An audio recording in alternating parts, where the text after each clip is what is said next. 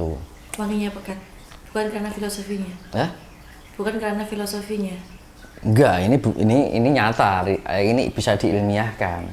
Bukan sesuatu yang filosofi. Jadi filosofi kan sasmito, kalau ini barang nyata. Bisa dipraktekkan langsung kan gitu. Ini yo satu lagi. Sampai habis. Enak loh. Tapi habis ini meditasi. Memang pertama kali pahit banget.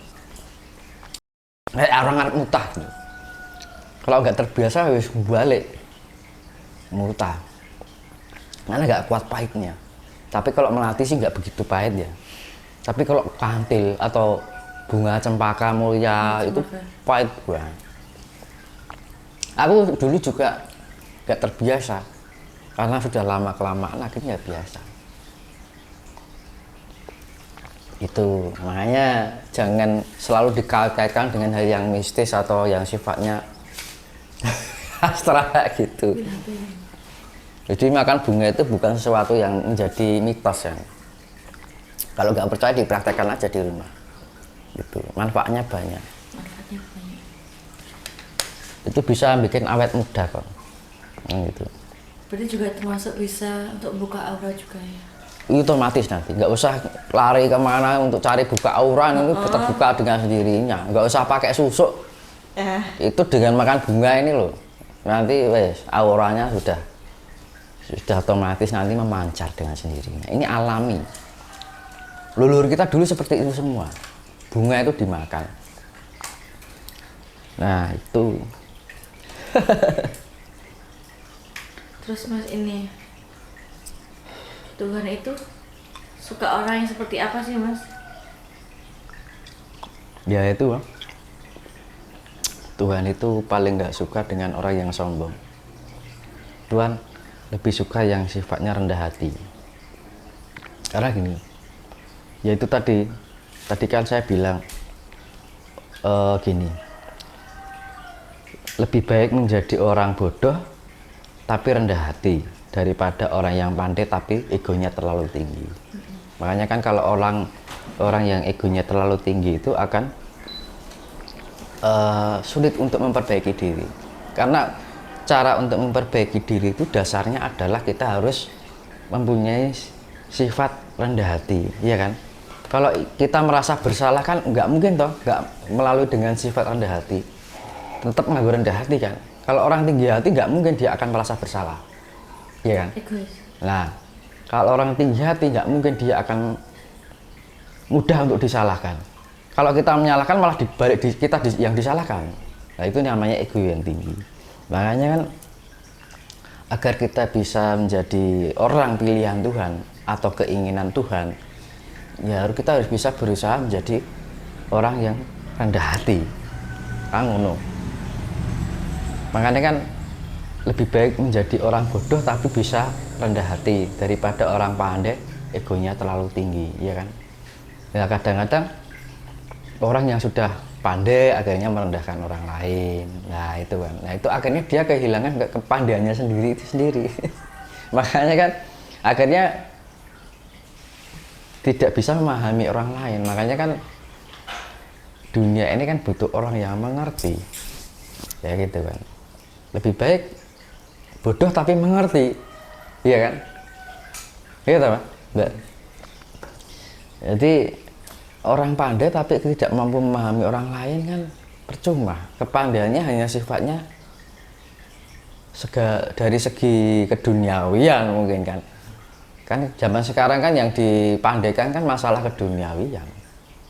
Tapi belum tentu bukan menjadi sebuah jaminan adalah menjadi pribadi yang lebih mengerti. Makanya kan kalau kita selama masih mempunyai sifat yang tinggi hati, suka merendahkan hati, terus merendahkan orang lain, ya impossible dia akan mampu dekat dengan Tuhan. Nah, itu kuncinya di situ. Makanya kan hindari sifat merendahkan orang lain, hindari sifat yang gimana ya, menilai kapasitas orang lain, mengukur kapasitas orang lain itu jangan. Jadi kalau kita sudah mempunyai level yang tinggi ya tetap kita rendah hati. Makanya kan semakin tinggi ilmu kita, semakin kita merunduk. Ya kayak padi gitu kan. Kuncinya di situ. Mas Tinus kan ini suka wayang. Apa sih Mas filosofi wayang menurut Mas Tinus? Ya contohnya kan wayang yang lebih utama kan wayang kulit ya. Karena wayang kulit itu lebih awal kan, gitu. Ke zaman kerajaan masa lampau kan udah ada. Jadi wayang itu kan artinya kan ayang-ayang atau bayangan. Nah, bayangan itu dari sesuatu menggambarkan kehidupan. Nah, makanya kan orang nonton wayang itu sebenarnya bagusnya dari belakang kelir, kan bayang-bayang. Jadi bayang-bayang itu dari mencerminkan kehidupan itu. Nah, makanya kan bayang-bayang itu kita belajar dari diri kita sendiri. Nah, terus kenapa wayang itu dibuat dengan kulit? Kan ya, artinya kan kulit itu kan sifatnya yang masih sifatnya luar ya. Nah, hal yang luar itu harus kita kupas menjadi sesuatu yang lebih ke dalam kan gitu. Makanya kan untuk mengetahui kehidupan ini jangan hanya sebatas kulit. Makanya dari cerita wayang itu harus kita gali lagi apa makna yang tersirat dari cerita itu, apa makna tersirat dari setiap karakter pemeran dari peran-peran dari lakon-lakon wayang itu kan gitu. Terus ada lagi kan wayang itu kan menggerakkan barang yang mati ya kan, agar terkesan itu memberikan suasana hidup kan gitu kan. Lah iya sama aja dengan diri kita harus harus mampu menghidupkan sesuatu yang sifatnya tidak hidup ya, kayak rasa kita ya kan, pikiran kita, perilaku kita. Makanya kan gampangane yang wong urip iki mbok sing urip sing tenan gitu kan. Dalam arti orang kalau hidup itu ya mbok hidup yang sebenarnya gitu kan. Jadi orang urip-uripan kan gitu kan. Jadi kita bisa menghidupkan, menyalakan hidup kita itu biar kalau kita sudah menyalakan otomatis kan bisa memberikan pancaran. Ya kayak lampu, urip itu lampu. Hidup itu kayak lampu itu loh. Lampu itu kalau hidup kan memancarkan, memberikan pancaran buat orang lain. Makanya orang Jawa bilang urip itu urup. Makanya dalam filosofi wayang itu seorang dalang itu kan harus memainkan barang yang tidak hidup, tapi terkesan yang menonton itu seakan-akan wayang ini hidup. Nah gitu. Nah yang bisa menghidupkan pergerakan dari wayang itu dalam menggunakan rasa. Nah dengan kita mengolah rasa itu bisa menghidupkan sesuatu yang tidak hidup. Dalam arti kita bisa menghidupkan hal yang sifatnya memberikan kehidupan di dalam diri kita. Jadi memberikan kehidupan itu sifatnya pemeliharaan. Oh, memberikan suatu hal yang memberikan kenyamanan pada orang lain itu memberikan suatu kehidupan.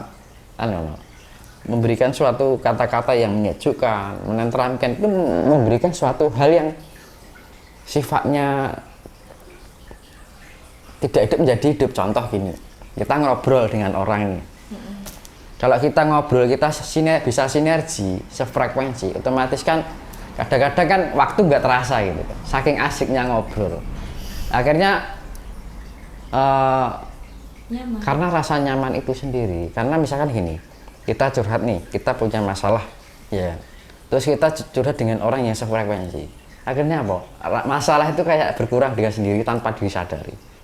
Akhirnya kayak lega gitu, karena timbul rasa nyaman. Nah, makanya kan karena mendapat pancaran-pancarannya, pancaran itu memberikan sinergi. Makanya kan ketika kita hidup dengan yang lain itu yang paling sulit itu adalah nggathuk rasa. Nah gitu. Kalau kita mampu nggathuk rasa itu dalam arti bahasa Indonesianya apa ya? Apa Mas? Nggathuk rasa. Menyatukan rasa. Menyatukan rasa. Nah menyatukan rasa itu yang susah. Nah, gitu. Makanya kan antara satu dengan lain. Nah, cara menggathukkan rasa kan modal dasarnya kan harus bisa saling memahami, harus bisa saling mengerti. Nah, kuncinya apa? Harus kita ketika bisa memahami dan mengerti, modal dasarnya adalah kembali pada tadi kerendahan hati. Kalau kita mempunyai tinggi hati ya akhirnya nggak ada yang namanya kesatuan ini, kesinergian ini nggak akan ada karena benturan terus. Misalkan ini bilang ini, ininya lain, mencari kebenaran sendiri, akhirnya benturan, akhirnya menguras energi, ya kan? Akhirnya menjadi tidak nyaman. Kalau orang tidak nyaman kan jadi risih, jadi seakan-akan tuh ngobrol tuh kok pengennya lari dari tempat situ kan gitu kan, ya kan? Iya. Tapi kalau orang sinergi itu nyaman, betah gitu loh. Kita ngobrol betah, waktu nggak terasa, ya kan? Kalau kita ngobrol dengan orang yang nggak sefrekuensi atau nggak sinergi kan, kayaknya sulit lama gitu kan.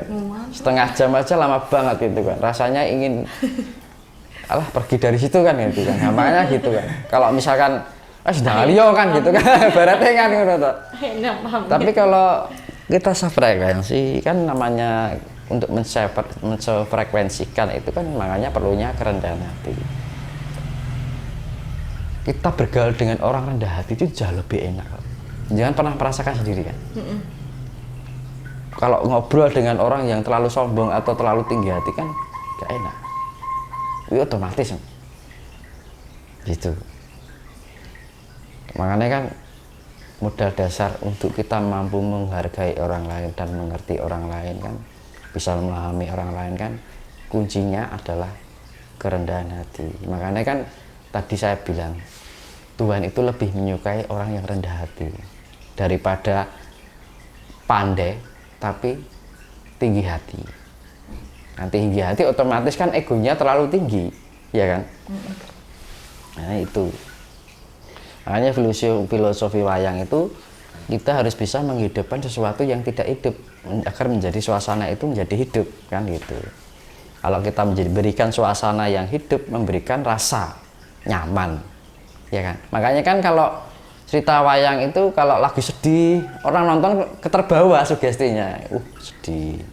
Kalau lagi pas mainnya seru terbawa. Ya makanya dalang itu harus bisa menghidupkan suasana.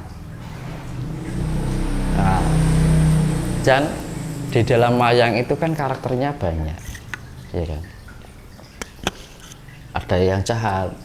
Kita kalau dalang itu kan ketika lakonnya ini perannya ini jahat, dia memerankan sifat jahat. Ketika ini peran yang baik, dia memerankan sifat yang baik. Makanya kan di dalam kehidupan itu antara baik dan buruk kita harus mengetahui, memahami. Nanti kita memberikan contoh kita harus meniru seperti dalang itu. Jiwanya itu bisa memahami tentang baik dan tidaknya kehidupan. Jadi ini buruk ini seperti ini. Perjalanannya lakonnya seperti ini. Kita memberikan suasana agar penonton itu kok terkesan gitu kan. Ya sama aja gini-gini. Kan tidak mudah. Jadi kita mempunyai karakter yang beraneka ragam. Nah makanya kan kita harus dalam arti kita harus mempunyai jiwa yang lebih luas, ya kan. Kita harus mempunyai pribadi yang lebih fleksibel. Kita harus mempunyai pola pikir yang lebih universal. Makanya kan ketika kita mempunyai pribadi yang lebih universal itu enak.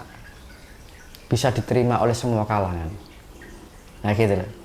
Omongan kita bisa diterima, mau diarahkan ke sini bisa diterima, diarahkan ke situ bisa diterima, kan gitu. Tapi kalau orang yang tidak mempunyai sifat universal, dia hanya tersekat pada suatu golongan. Ketika dia diajak bicara ke golongan yang lain, nggak bisa, itu otomatis. Nah, sama hanya yang terjadi di golongan-golongan yang terjadi pada zaman sekarang ini. Agama dijadikan suatu pembatas. Padahal fungsinya agama itu untuk mengenal kebaikan, dan kebaikan itu tidak memandang segala bentuk golongan, ras, suku, apapun itu. Karena kalau ketika agama itu dijadikan membatas, akhirnya agama itu akan kehilangan esensinya dari agama itu sendiri. Gitu. Tujuannya agama itu apa saja nih? Kan itu. Ketika kita mensekat-sekatkan suatu kebaikan karena suatu golongan, yang kebaikan hanya disekatkan pada hal satu golongan tertentu, otomatis kan agama itu akan kehilangan esensi dari agama itu sendiri. Kan itu fungsinya agama itu agar kita mengenal baik dan tidaknya kehidupan. Oh, hidup itu seperti ini. Makanya kan kita harus bisa meluaskan pola pikir kita. Gitu. Jangan akhirnya kan kalau kita terikat oleh sekat-sekat itu akhirnya timbul suatu perbandingan, ya kan, mengukur kapasitas orang, mengukur agama, ajaran ini, ajaran itu. Nah akhirnya kan timbul perilaku yang buruk lagi, kan gitu kan. Tuhan aja tidak pernah membedakan. Kenapa manusia membedakan, kan gitu kan. Karena Tuhan itu memandang manusia bukan dari agamanya, tapi apa? Yaitu tadi, kembali pada kerendahan hati itu tadi. Karena ketika orang mempunyai kepribadian yang rendah hati, otomatis dia akan mempunyai jiwa yang lebih luas, wawasan yang lebih universal, pola pikir yang lebih universal, pemikiran yang lebih fleksibel. Jadi itu namanya orang yang punya jiwa besar kan harus memiliki sifat itu. Ya kan? Kalau kita nggak punya sifat yang universal, ya pengetahuannya hanya itu aja, nggak akan berkembang. Gitu.